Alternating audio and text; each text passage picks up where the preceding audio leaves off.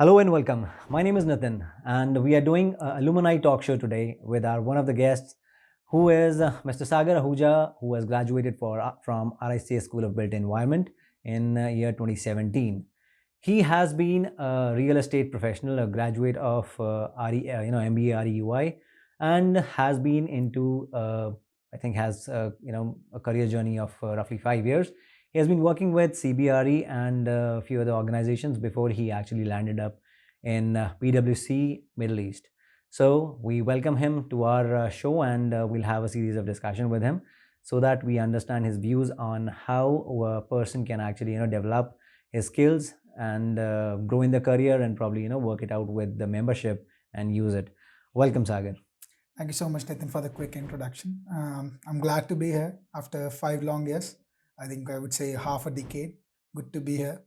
Sure, and you're most welcome. And it's something we are trying to generate a value for our alumni so that they can learn from your experiences and they can inculcate those practices, probably be it building on a skill, building on a knowledge, value for their career, so that they can grow as you have done. And your success is something that will actually be a benchmark for them to grow there. So while I've covered a very brief journey of yours, or probably your background, you might want to show some light on how your career journey started with RICS, how it transitioned, and how you reached PwC there. Sure. Thank you so much, first of all, for your kind words. So, yeah, I'll start with my journey. After graduating from RICS School of Built Environment in 2017, I landed a job first in prop equity. I joined there as an audit manager. Later on, I moved to CBRE South Asia. So, I worked there in the consulting and valuations team. Now, currently, I'm working with PwC Middle East, Dubai branch, as an assistant manager in real estate valuation, transaction services, and deals advisory. All right. So, how have your experience been with when you started? And actually, I wanted to highlight that when you graduated, it was 2017, and by the around 2016, 17, we have been in a lot of turbulence in terms of real estate as a sector. So, starting with demonetization, GST, RERA, and things like these have been popping up every now and then. So, how really it happened for you in the career start, and how you actually got a career jump or started your career there? I'm glad you touched base on this topic because when I was actually sitting on my placement journey, so demonetization happened actually at that time. So I still remember like in December, something like December 2016. So a lot of employers were actually on board and they came to get for the placements and other things. But somehow actually the placements and the offers from these employees got revoked, like because there's like uncertainty in the market, in the real estate market and everything. So that was a, I think, kind of a very uncertain time for us, for the entire real estate industry. And we as a student were like, we were still having hopes like we'll get placed one day and in a very reputable brand. But I still thank and like RSS School of Built Environment for getting us placed during those uncertain times as well. So really fortunate to get landed a job in prop equity. Later on, after like I think 4 or 5 months, I landed a job in CBRE South Asia. So I got a good career move even after so many of the uncertainties in the market related to demonetization and the changing in the policies regarding RERA and other things. So I consider myself fortunate enough that I landed in such a prestigious organizations and worked with them for a good amount of time. I'm glad for those praises, that the school supported. However, yes, with the experience, so when you actually start, the experience that you gain, and that's how you actually build your career. So my next question would be around, when you actually landed up in these organizations, PropTech, CBRE, and uh, your broad outline of the career has been into valuation that ways. Yes. So if you could actually throw some light in terms of how you chose valuation as your career pathway, or the line of sight of the valuation field, because it's more of a maths to deal with, the numbers that you need to work on. So how did that happen? Was it a interest, or you actually build up that kind of interest when you landed up in the first job? Yeah, thank you for this. So I would answer it in such a way that I was a numbers guy from the very start, considering my CA background, or I would say my interest for numbers was like that. I can still recall when my father used to drive the car, I used to calculate those number plates, the numbers on the number plates, and that was something I had a lot of fun with, like multiplying those numbers, multiplication, division, Mm-hmm. addition. So I used to do that. So from that time onwards, I think I got my interest into these numbers, Mm-hmm. and that's how I wanted my career to pursue with the numbers itself only. And Something to do with valuations that. was something Mm-hmm. which actually drive me crazy, basically, which was something I always wanted to do. And I think my mentors, my professors in RICS, they guided me that if you are so much interested in numbers, valuation is the perfect pathway for you. Perfect. So let's say I'm a someone who would want to start my career in valuation, or probably I'm a student who might be looking at valuation. How would you help me understand the roles in the valuation field, or if I may get land into a job, what could be my day at work would look like? Because Sure. there are apprehensions that there are very limited amount of job roles out there in the market, and valuation, when we talk about them, the person might be thinking that the person is doing some sort of mathematical calculations to judge a particular value of that particular asset class. So probably if you can give some more guidance in terms of how the day at work, and especially with valuation, how does it look like? Yeah. So I'll start with, I think there are certain roles that you have to play being a valuation professional. So when I was with CBRE, there was some other things, the other roles I have to play when I was with PwC Middle East. So it's a completely another role that you have to play. So I'm working with the audit teams, most of the time capital markets team, financial due diligence team here in PwC Middle East, working as a transaction advisory consultant or valuation consultant. However, in CBRE, it was like a different kind of a roller coaster ride where you actually have to go for physical inspections. You have to come back and do the market study yourself. It involves primary and secondary market research and then preparation of the financial models. There are different methodologies in valuations, so dependent on the asset class, the construction status, and all those things. Then you have to prepare valuation report, speaking to the client, speaking to number of agents to know the market, the sales rate, rental rates, discount rates, exit yield. So these are some of the numbers we are very much aware of based on certain outputs or the investment transactions we see in the market, and then we actually derive at a market value. So this is the overall phenomena, but we actually our overall, I would say, the set of activities we have to do in order to complete a valuation exercise. Looks like a lot of work, probably doing some kind of secondary research while you might be sitting at your office, doing some sort of googling around, and also getting into the field, talking to people, meeting clients, getting the data, and then putting that on a report which might be presented. Looks like that's a lot of work that you really do Yeah, I there. think you can say that. I think very much in line with what you actually said. Mhm. So yeah, there are other things also you have to see because you are actually valuing an asset which is worth maybe millions of billions Mhm. dollars. So of course, in Indian market, or if you say the Middle Eastern market, especially in the UAE, Saudi Arabia, or Bahrain, I have valued a lot of land plots, residential developments, commercial developments over there. Some big shopping malls, some renowned hospitality developments like renowned hotels, specifically in Palm Jumeirah. So I have done a lot of valuations for them, some of the government clients in Dubai, some of the government clients for Saudi Arabia. So yeah, I have a big portfolio to manage.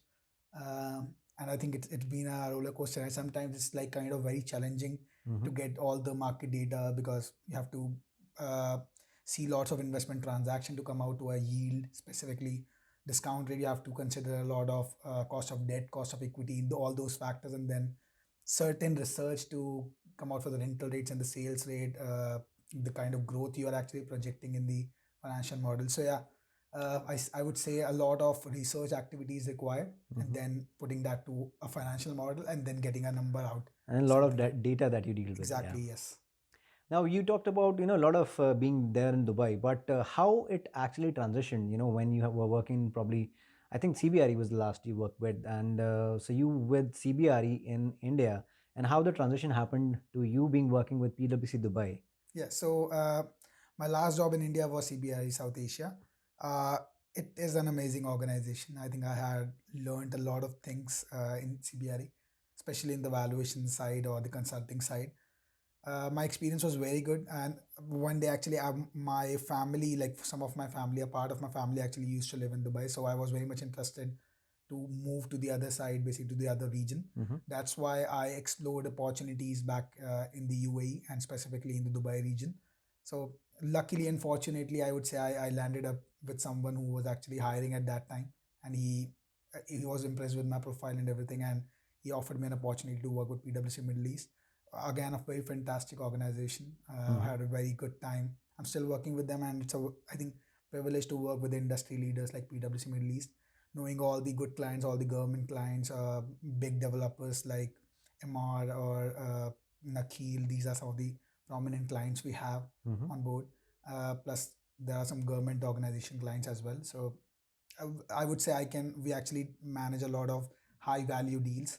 So that's something very interesting for me on a day to day basis, basically to work with such clients as prestigious clients, a prestigious portfolio of properties. Brilliant. I also see that you are a member of RICS. So how it does it happen?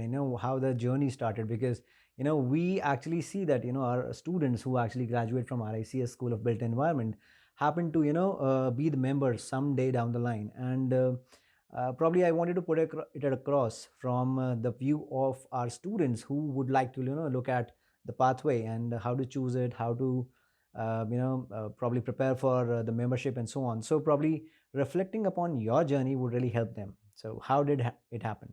Yeah, I can still recall when I was a student studying in RICSSB, sitting in somewhere like during the last benches of the class, not even much caring about what's happening in the class and other things. Much care, I think my focus was just the attendance at that time. But yeah, I think I was the one who was actually very much into the basics and everything. I learned a lot from the institution. Like afterwards, I think I was a kind of a person who was actually we used to study when the exams were approaching. So yeah, I gave my best time during those periods. I Right. still can remember those.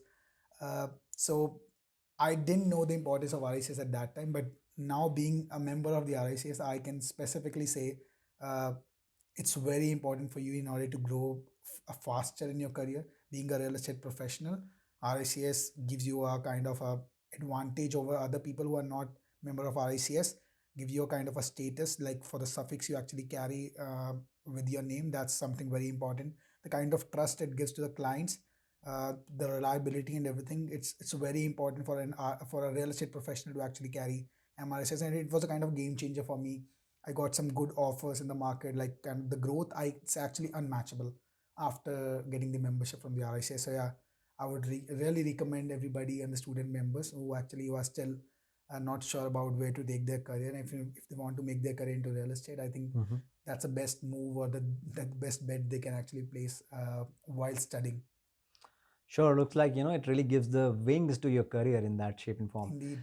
So tell us about how did you start to write your case studies, or probably um, so let's take it a step before that. So how did you happen to join as a member? So what was the point of thoughts when you actually enrolled as a member? What did you thought of doing while in the due course? How would you prepare for your membership, your CPDs? How did that went through for you? So actually, I prepared for the submissions. I started when actually I got myself enrolled as a trainee member of ICS in back in 2000, I think early 2019. Uh, then after that, I started to prepare submissions based on my actual case study, based on the actual work I actually completed in the Middle East, like in the 2019 and 2020 time. So based on that, I prepared a case study, and afterwards I took it from there. Like it was a residential development, which I chose as my case study. So like proper evaluation of that particular completed residential property was my case study. Yeah, it was a good study, interesting study to actually go with. How easy or difficult was it?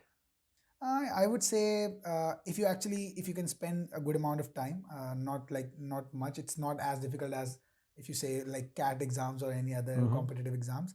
But if you actually give your best shot and like prepare specifically for that case study or the competencies, I think it's not that difficult.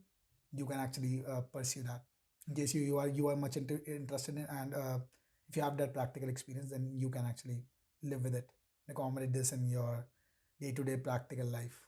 Sure. And let's say, while we have talked about the graduates who might take up the trainee membership in that shape and form. So, if I may talk about the student membership, how do you see the student membership benefiting to the probably students of RIC School of Built Environment, or probably someone who is pursuing their civil, probably their graduation in civil engineering or something related to built environment? I think student membership would, at an early stage, would be highly recommended from my side based on my experience. I think you can get like uh, knowledge about the capstone project and all those. I serve as the website to use as your resources basically. Yeah, So so essentially, I serve as a database yeah, is something which is a valuable resource they can right, use for all their assignments and projects there. exactly. Yeah. And given that you have roughly 5+ years of experience, you have looked at Indian market, you have looked at Dubai as a market, or I would say Middle East as a market. You have been doing work in real estate valuation, probably something to do with financial services, capital markets, investment banking. So there are a lot of finance related area that you have exposure on. There are two markets as a region that you have exposure on. How do you see the industry shaping up in the future? What would be your probably key points or key observation, how we can see the profession growing in next 5 years for that matter? I think at this stage, I see real estate market is kind of like recovering from the COVID impacts. Now it has actually, I would not say totally recovered, but it's like the market is actually. If I would talk about the Middle Eastern market in Dubai, it's like the transaction volumes are very high now. If you see the kind of sales rate of the rental rates, I think it has boomed a lot, specifically for residential markets. Now, people from India have started investing in Dubai, so the market is booming over there. It has specifically recovered. Even if you see the hospitality market, the ADRs and the occupancies or the overall which they used to have before COVID, now they're achieving much higher occupancy rates than that of pre-COVID levels. Market is now opening up. I Mhm. think it has some parts of the Middle East region, some part of the India. It is now. I think going forward we can actually expect a good rise in the overall sales rate and rental rates plus the overall return on investments. Sure. So we see a bright future there with the rentals, investments, and the value of the properties going up, and you getting a lot of business in commercial real estate or valuation or the investment banking. Right. Indeed, I think yeah, but with the growing market, I think we can expect a lot of business. Like there are a lot of projects in pipeline as well. I Mm. can see that. So yeah, I see the real estate market doing very good in the near future. Sure. Thank you very much for all the insights and updates that you've shared with us from your journey, from your experiences, from the nature of work that you do, and how you see the future of the profession growing in. And we really, hope that you, as well as all the students or the graduates of School of Built Environment, grow along and they be the future of profession, be the next CXOs, CEOs, and all our best wishes are there with you. Thank you so much for your kind words, and really thank you for having me here, giving me this opportunity. I think it's a nostalgic feeling for me to Mhm. be here after 5 long years. So yeah, I'll express my gratitude The to you. Thank you so pleasure is much. all ours. Thank Thank you. you.